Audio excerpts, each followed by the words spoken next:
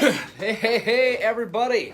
It is Morgan coming to you live from the Montrose Nobby Lobby here at Highland Cycles for the Gospel of Two Wheels and number 25. I can't believe this. We're 25 in, we're like a half a year of these things in. Of course, I've missed a few. Nate Scott is here. Today, we're going to be talking to Nate Scott of Bulletproof Designs, who make the coolest guards and stuff. He's not scared. He's ready to go. So yeah, Nate, I'm gonna bring you on here. We're gonna boom. Nate, morning, John. How you doing, man? Quick conditions situation here.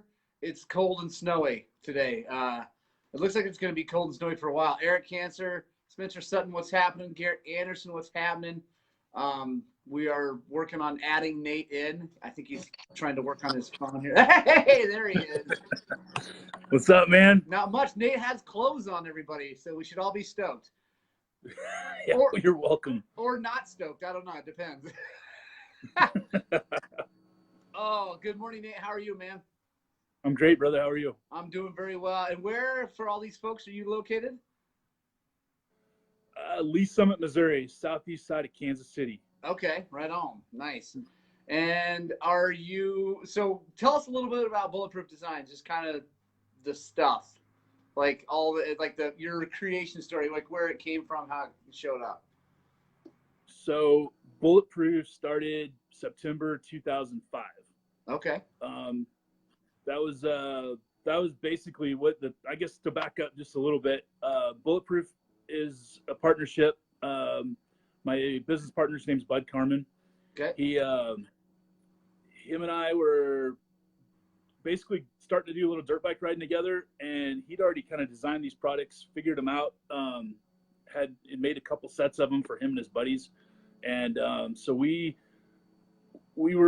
built some of these guards for us, and we started riding together. There's this place in southern Missouri called Chadwick that we ride together quite a bit. And we like to ride the same stuff. We're kind of pretty similar skill levels, and we're like, just good dudes to ride with. I'd been riding with some guys out in the desert, kind of like you, make some friends on the West Coast. Had some high school buddies that were in Yuma, Arizona, invited us to go out and do some racing. And I invited Bud to come do a race with me over Labor Day weekend. We were driving to Phoenix, Arizona area, doing a whiplash race. And on that drive, on the way home, I kind of talked him into starting Bulletproof. I said, dude, you got a killer product. Everybody who sees them wants them. Let's buy a CNC machine and start building these things. And was he doing it like as part of another job, or like how did he have a machine? He had 20 years machining background, and he had some machines at his disposal, and he was able, after hours, run them through the night type thing. Cool. So you'd ask him for a set of guards, and it'd take 3 months to get them because, yeah, by the time he could gather up the tools and find the time to do it. So yeah, that's kind of how it started. Okay. And so we road trip home from 2-day drive, or 18 hours to get home from Phoenix. Within getting home from Labor Day weekend, a month later, we had our first machine on the floor making parts. Nice, right on.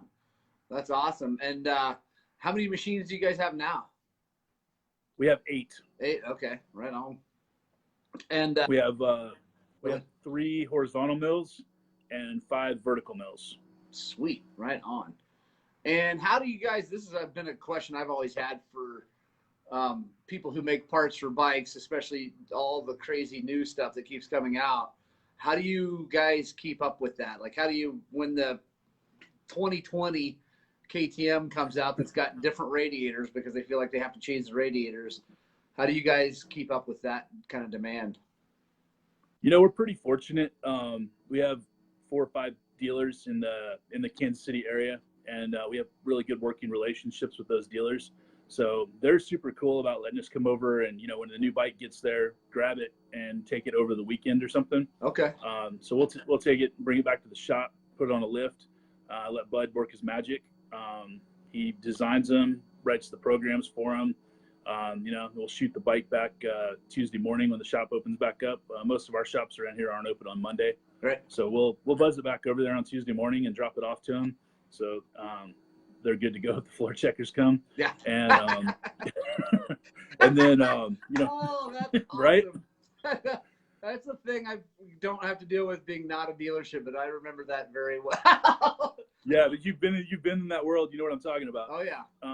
So we buzz the bikes back over there Tuesday morning, and then, you know, if we need it again, usually that gives Bud kind of something to start with. He can work on his designs. He can cut some parts out, find a machine that's open, and then because he's got to build, you know, fixtures. Sometimes if it's just a new radiator guard, we've already got the fixtures. But like when he does a new part, like if he's going to build a swing arm guard or build something, if he wants to build something one-off totally different, he's got to build the fixtures to hold the parts. He's got to get the right tools to do the parts. He's got to, you know, start from scratch on the programs, and, you know, so get all the tooling set up.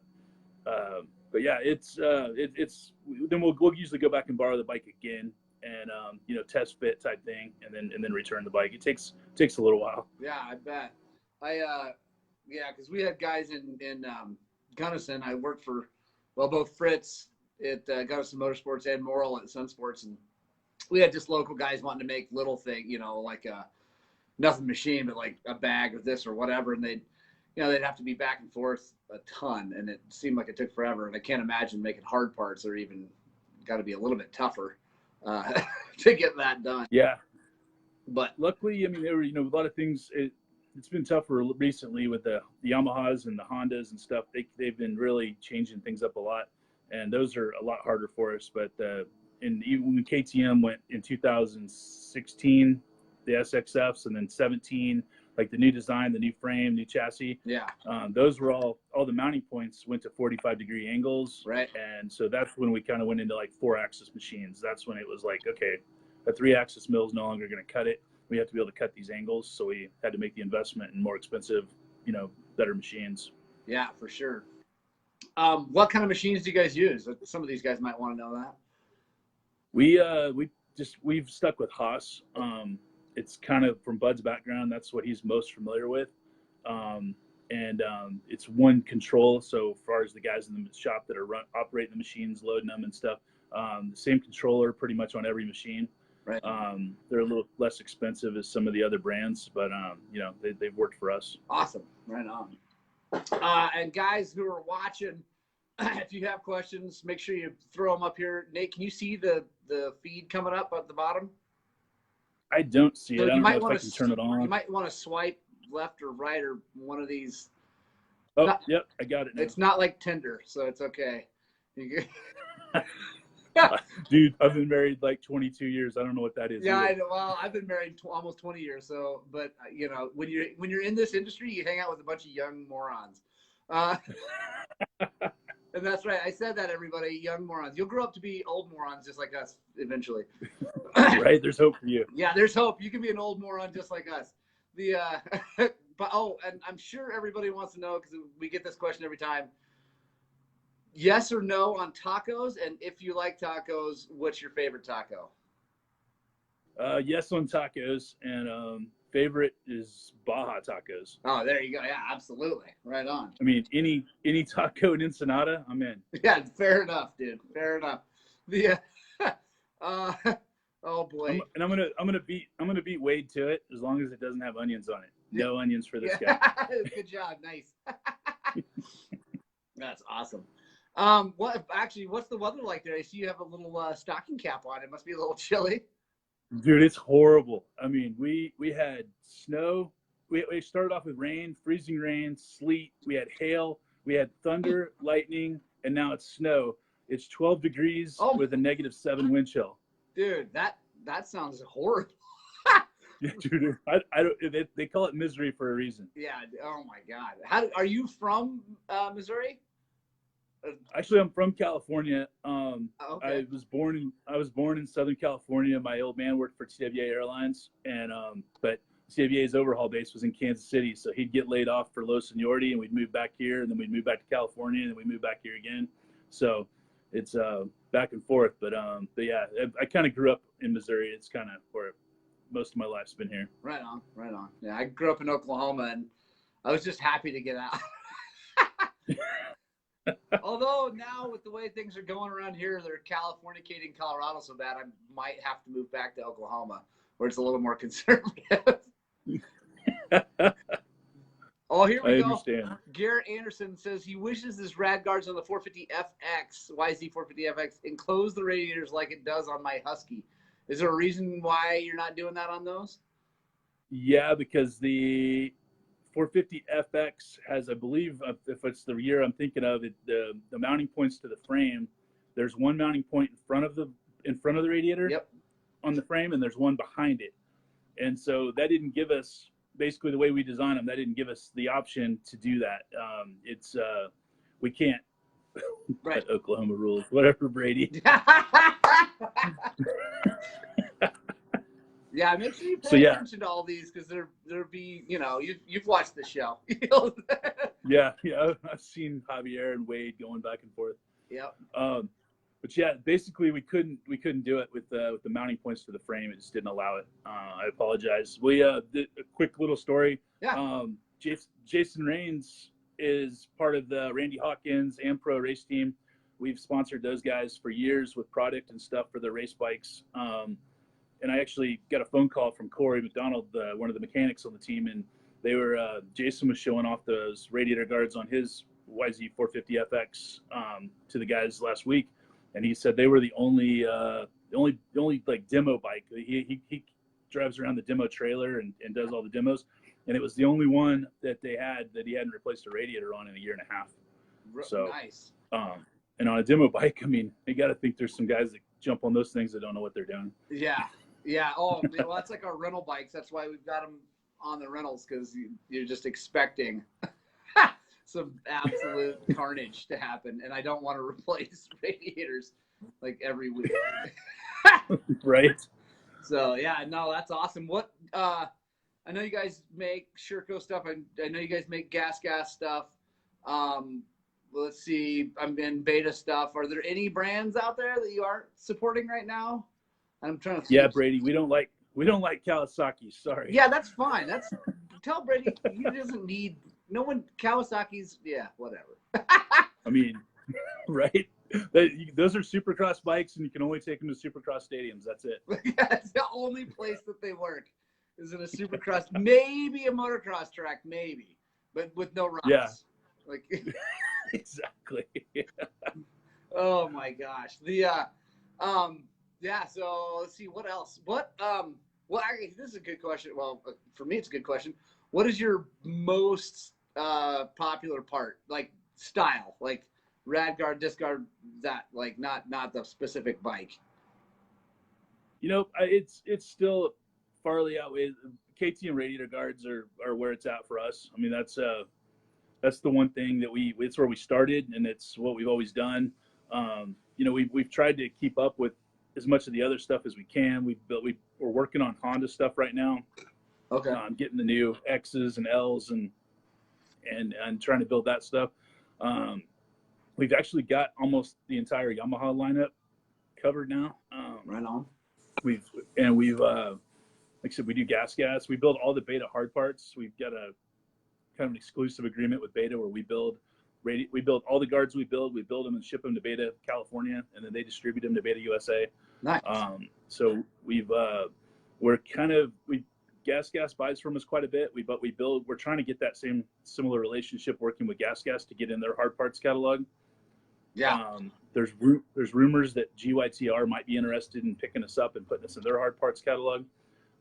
So we're hoping to do something there for them, because they don't have. Do they have any cool guards at all in the GYT catalog? Well, they make a radiator guard, but it's similar to a stamped guard that takes a lot of bolts to put together. They don't have a billet shark fin. They don't have any swing arm protection. They don't make any linkage protection or anything like that. So, we just got news that that's a possibility. It might turn into something, but so far we don't know. Right on. It's too early to tell, but yeah, we've tried to do. We used to do Kawasaki. We used to have some sponsored riders on the West Coast that were racing them in the desert and stuff. And the Kudla brothers, Eric and Ryan Kudla. Yeah. Eric's now with the AMA. Yeah, he was at the race last weekend, which is cool. Yeah, those boys were KX for a long time. There was a kid out of Vegas that was pretty hot on a KX 450, and we used to take care of those guys. But when they all kind of got over to KTM and stuff, we kind of had to draw a line somewhere. We only back then only had like 3 machines, and we were just like, okay, we can't build every bike. And so if it's coming out as a motocross bike, if it's a design for motocross, now we're going to stick with enduro, and we're going to stick with bikes, it might fit a motocross bike, but if it also fits their enduro bike, we'll build it. But we're not going to build something for a KXF 450. And we didn't build Yamahas for a lot of years. I think it was 11 Yamaha became fuel injection. Yeah. We didn't do Yamahas for a while. We took a break on Yamaha for those fuel injected years. And it wasn't until they kind of went to one frame where everything fit on 4-strokes that we got back into Yamaha. It's the only Suzuki guard we've ever built, a DRZ 400. Right. It fit for 15 years. So that's kind of how we made our decisions, man. Yeah, fair enough. Well, and who knows? Maybe Kawasaki will make a comeback. Jake, won the first round on that KX, which was pretty cool to see. Absolutely. Just psyched for Jake. He's a good dude, and it was psyched to see him crush it on that bike, which is full privateer rig on that thing. So, it was way cool. I see the XR650R's low performance. We built XR650R radiator guards for years. Yeah, Mark. By the way, Mark, my love for XR650Rs, and in my opinion, it's hands down the single greatest motorcycle ever built, ever. I have taken mine on the hardest single track and on highways, and I guarantee you, there's nothing else out there that can do that. Not like the XR. Let's see. Okay, we're just like everybody's yelling about brands, but chime in with some questions for Nate here, because he needs like some hard questions. Like, I don't know, like how old he is, how much he weighs. Whoa, man, look at the time. I gotta go. Long walks on the beach. Javier's got a good one. Do you guys do any other machine work other than motorcycle stuff? Very, very rarely. It's 98% motorcycles, and once in a while a job will come along. There's a couple guys that we help out with things. Some guys that do some engraving stuff, and they need us to make stuff for them. But it's we've done some stuff out of Delrin a couple times and stuff. But it's pretty rare. Nice, right on. Do you know Johnny Bruckbauer from STR? I don't know Johnny. What's his name? The System Tech Racing. It's not SR. Oh, not SRT. Not SRT. Yeah, Craig's with SRT, and then Johnny is STR. Yeah. We used to work with STR back in the day quite a bit, and but yeah, I actually never met any of the guys there. Right on. John's a good dude. He's a Colorado local. His big claim to fame was that he beat Fritz when Fritz was at the top of his game in a Colorado enduro, and then got lost on the next test or something like that. But he's a good dude. He just has a machine. He does little parts and bleeders and things like that. He's got the killer fork bleeders. I like his fork bleeders the best. Dude, his fork bleeders are hands down the best. And his front, one thing, I don't like aluminum front disc guards. Sure. I've gone over the bars. I mean, I go over the bars anyway, but the aluminum hangs up for me. I bounce the front end of my bike off all kinds of things. And he's got that pretty sweet front disc guard that I like because it slides off of things. It's definitely not as durable. You can still bend a rotor. Sure. But oh, here we go. This is a good question. If you could ride one bike for the rest of your life, what would it be? Oh man. If you just had to choose. I think it's got to be in my opinion, it's 302 stroke. Right on. What year? Current, or do you have an old one that you like the best, or? I'm right now, I ride I want a 2015 Husky TE 300, but I've got 2012, 2013 closed chamber suspension on it. I like the 12, 13 KTMs that era. But I haven't spent much time on the new 17, 18, 19s with the balanced crank and all that. I've stayed away from them mostly because they're more expensive, and I like my old stuff, and it's the suspension. I'm air forks and Yeah. XP Explorer stuff. I mean, 4CS stuff. It kind of ruined me. I'm still back on the closed chamber stuff. Yeah, the 12 XC was the first KTM I ever owned because I'm a diehard Yamaha old school Honda. I don't like the CRS, but XR guy, and I love that 12 so much. And then when they put the 4CS on it, I was like, it was so bad. And now Javier doing the suspension on the 18 that was the Explorer. I mean, but it's basically not an Explorer fork anymore. It's completely different to make it work, and it works really good now. But yeah, the motor is amazing, so I highly recommend getting a little more time on it because it is phenomenal. A good question. The thing I liked was how many pounds of aluminum do you go through each week, if you know? You know, we recycle. We recycle a ton. We have a ton of wasted material, so we probably have. I honestly don't know the answer to that of how many pounds we go through. There's probably about 800 to 1,000 pounds being recycled a week. Okay, right. And that's a great segue. What do you do to recycle that? Like, how does that work? The machines have trash cans that basically there's an auger that goes through and it pushes the chips out the end of the machine. Okay. So it pushes it uphill, so it runs the coolant off of the chips, takes it into a trash can, and then we take it down to a recycling center and get rid of it. So just a normal recycling center in town? Yep. Same place you guys take your soda cans and you know, or your wheels and stuff like that. Right on. See, Dawson Sutton, are there any guards that you don't make now that you're looking into making in the future, like that you're, I don't know, doing some research on or planning on? You know, the one thing we're trying to get accomplished right now is the new Hondas. We've got the 450R and the 450RX done. Okay. But we were hoping that they would work. Those came out first, and then we were hoping they would work on the L and the X models.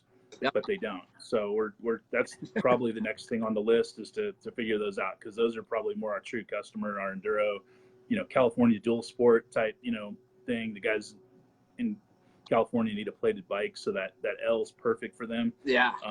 And so we really need to make a guard for those guys. Yeah. Rusty Shackelford asks, is there going to be a Bulletproof Designs Baja team this year? I don't know about that. That's a little too early to tell. We are building bikes right now for that. We've got a kind of a group of guys that have we're near Whiteman Air Force Base, and we've got a lot of buddies that are A-10 pilots out there. And so those guys awesome. have kind of made. Do you ever get to take a ride in an A-10? Well, it's a single seat plane, but I've flown the sim a couple times. So you can go down there. They close the doors behind you. The wings shut, and so you can look over your right shoulder, your left shoulder. You see your engines, and they've put us over Nellis, you know, taking off out of Nellis, fly over the Vegas Strip, out into the mountains, do a little Top Gun stuff. Nice. Come back to the hangar, and they'll be over there with an Xbox controller. They got a tank, and they're sitting there behind the hangar. They're shooting at you in the air, and then you fly around and. Hang on, I'll be right back. I gotta, 1 second. No worries, brother.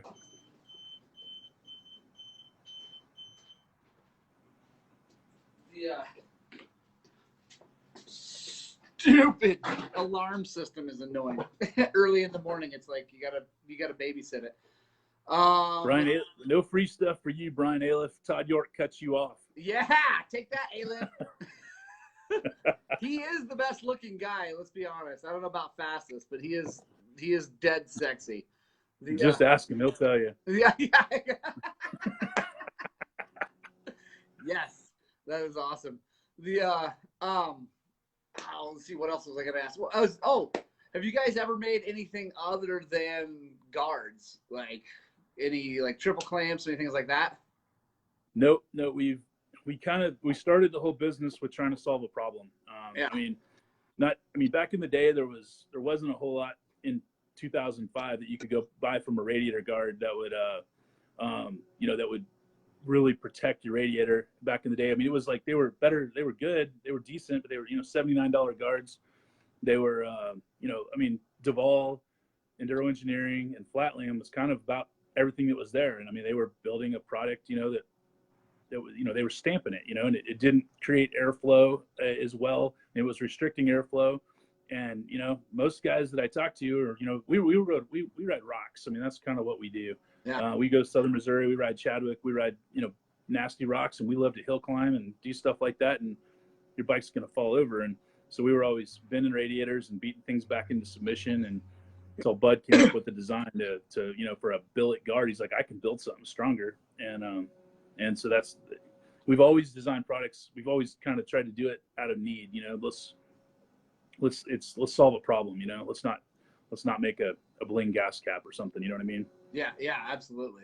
Yeah, I just like, because I know that the X-Trig and those guys are like pushing triple clamp stuff now, you know, $800 triple clamps to make you ride better.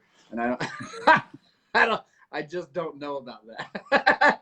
You know, the guy I think that coined, or, you know, that figured that out and was actually doing some stuff, Gary Emick's kind of a local guy here in Kansas City. He's out of Grain Valley, Missouri, right. Jeff Emick's dad. And he's still doing triple clamps and stuff. And I mean, he was changing offsets and doing stuff back in the day that was pretty cool for Kawasaki. And he built exhaust pipes and he did some awesome stuff. I mean, that guy's got some cool stories if you ever have time to swing by his shop. Nice. But I mean, yeah, it's, you know, these bikes are so good these days. I mean, it's the Indian, not the arrow. That's my favorite saying. Right. Absolutely. I wish I could buy talent, but I can't. But I can buy bulletproof guards to keep my stuff from breaking when I crash, which is awesome. And here's the next big question. When are you coming to Montrose to ride with us? Dude, I want to so bad. It's got to happen this summer. This you know, this spring, this summer, this fall. I don't care. We got to make that happen. So, and while you're here, I'm inviting you because today officially I'm announcing that Base Camp Montrose is going to be open for business starting in March. We have 10 acres with 2 houses on it. We're putting a track on it. We got a big shop, like 40 by 60 shop on the property, and you can ride to the trails from there with a bike with numbers on it. You don't need a license plate or nothing. So you have an official invite to come out, stay for free. You know, we'll put you up. You can just ride, rip. Brady, Brian, all you guys come on out. It's going to be super rad. Our first big party is going to be early March to celebrate our 12th year in business. So that's coming up here real soon. We'll do that, but dude, you got to come out. It's wicked. Like, it's going to be sick because you can access the high mountain, our plateau, which is green stuff. And yes, there will be storage, Brandon, the plateau stuff and Dry Creek, all from without ever putting your bike on a trailer. So it's going to be bad. Yeah, that'll be rad. And there'll be pit bike racing and fires. So that happens also.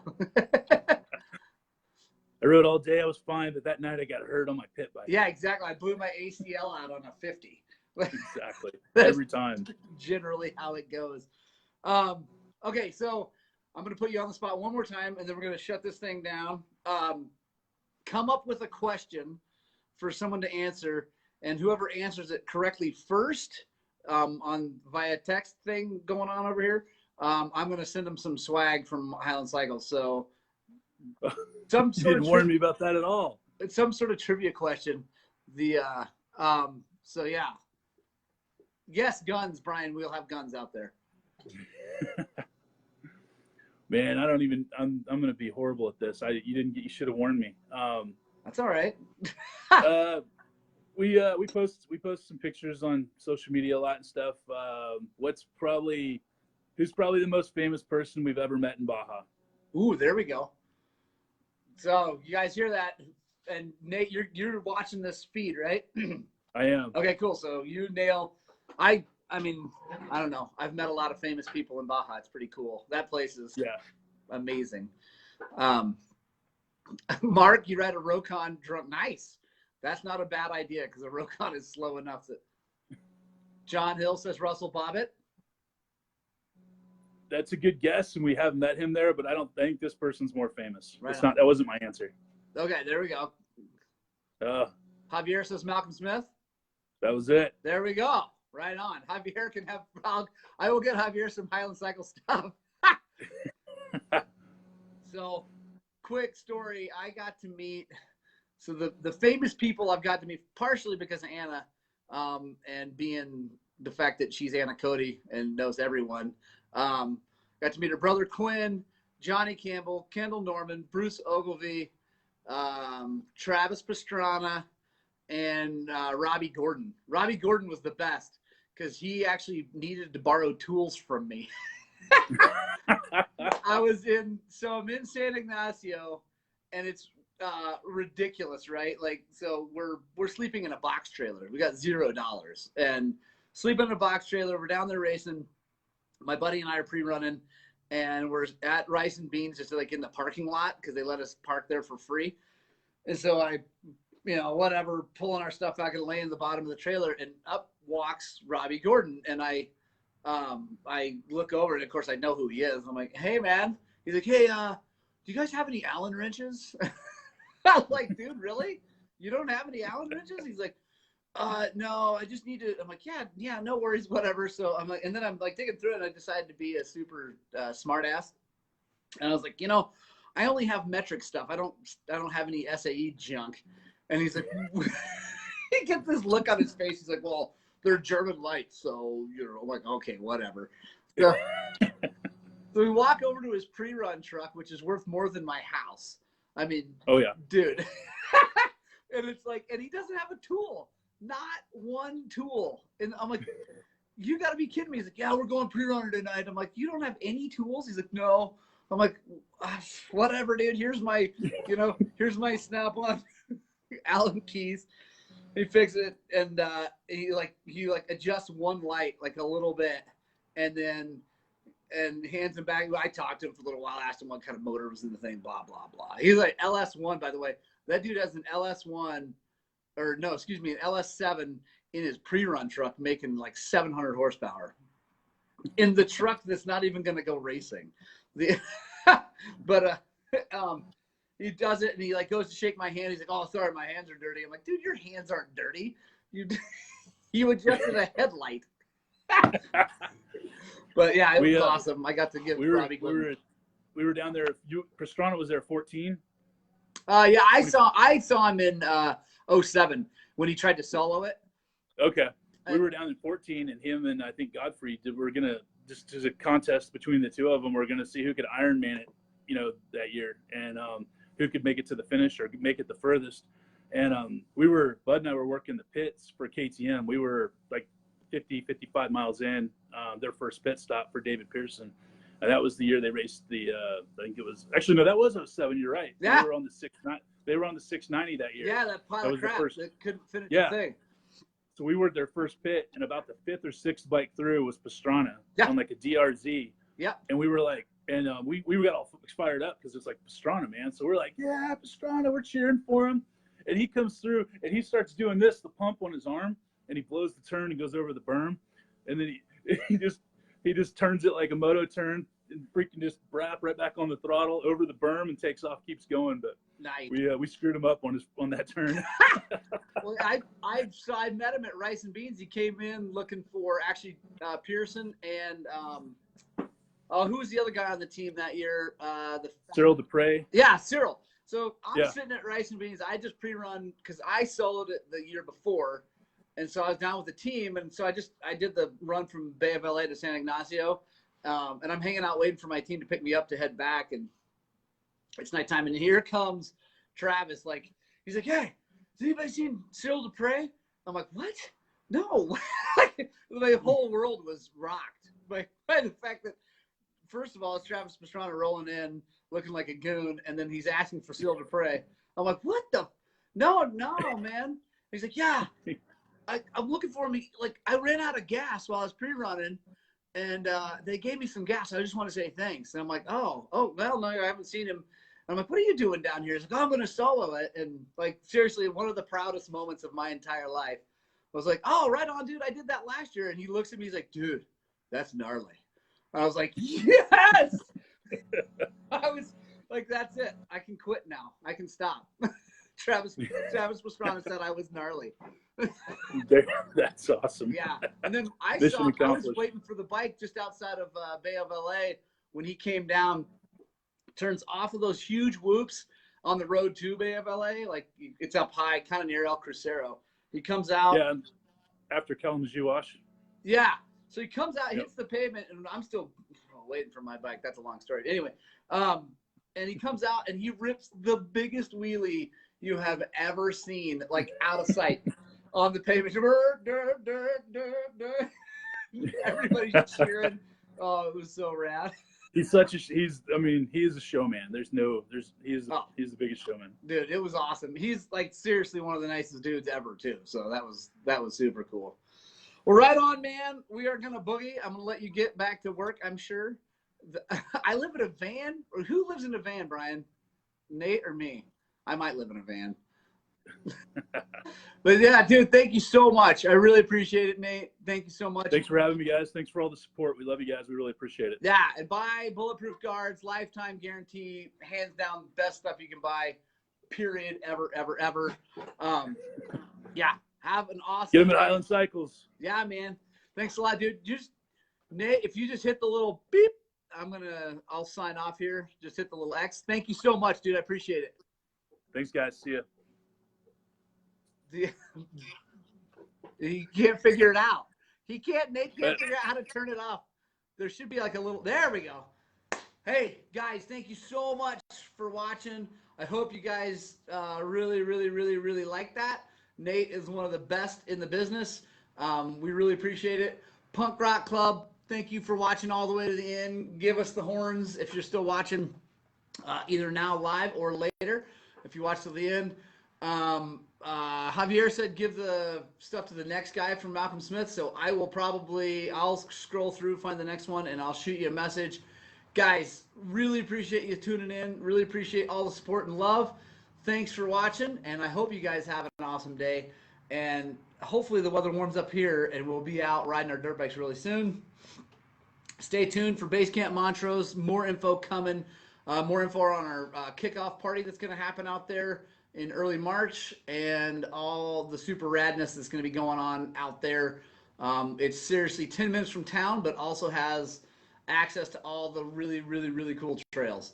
Oh, you guys are awesome. Thank you so much. I really appreciate all the support and love. Brian, I will give you free shit if you come out here. You got to get out here though. Yeah, I hope you guys have an awesome day. And down deep in my heart and soul, I hope that you all get out very soon and ride your dirt bikes.